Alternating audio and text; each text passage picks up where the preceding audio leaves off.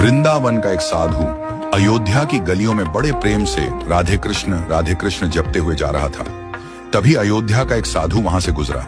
उसने यह सुनते ही कहा, अरे भाई, जपना ही है तो सीताराम जपो, ये टेढ़े का नाम क्यों जपते हो? वृंदावन वाला साधु यह सुनकर भड़क गया और बोला, जरा जुबान संभाल कर बात करो। हमारी जबान पान खिलाती है तो लात भी खिलाती है। मेरे इष्ट को टेढ़ा कैसे कह दिया? अयोध्या वाला साधु बोला, इसमें गलत क्या है? तुम्हारे कन्हैया का नाम ही टेढ़ा, कृष्ण उनका धाम टेढ़ा, वृंदावन। और वृंदावन वाला साधु बीच में बोल पड़ा, चलो मान लिया नाम और धाम टेढ़ा है, पर उनका काम भी टेढ़ा है, ये तुम कैसे कह रहे हो? अयोध्या वाला साधु मुस्कुराकर बोला, तो सुनो, यमुना में नहाती गोपियों के कपड़े चुराना, रास रचाना, माखन चुराना, ये कौन से सीधे लोगों के काम है? और सच बताऊं, आज तक मैंने उन्हें कभी सीधे खड़े नहीं देखा। ये सुनकर वृंदावन के साधु को बड़ी बेइज्जती महसूस हुई।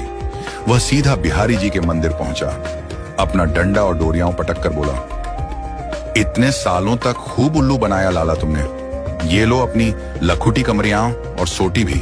अब हम तो चले अयोध्या, राम जी की शरण में। बिहारी जी मंद मंद मुस्कुराते हुए उसके पीछे पीछे आए, उसकी बांह पकड़कर बोले, अरे भाई, लगता है किसी ने तुझे गलत भड़का दिया है, पर अगर जाना है तो तेरी मर्जी, बस इतना तो बता दे कि राम जी सीधे और मैं टेढ़ा क्यों? इतना कहकर बिहारी जी कुएं की तरफ नहाने चल दिए।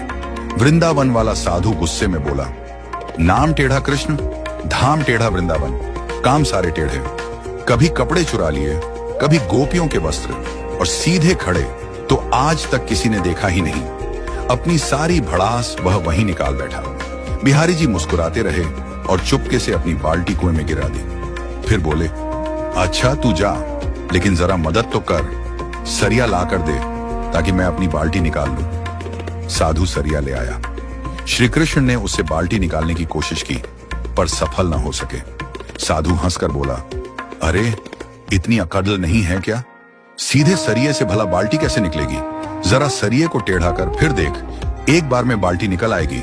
बिहारी जी मुस्कुराकर बोले, देखा, जब सीधेपन से एक छोटे से कुएं से एक छोटी सी बाल्टी नहीं निकल पा रही, तो सोच, इतने बड़े भवसागर से तुम्हें कैसे पार लगाऊंगा?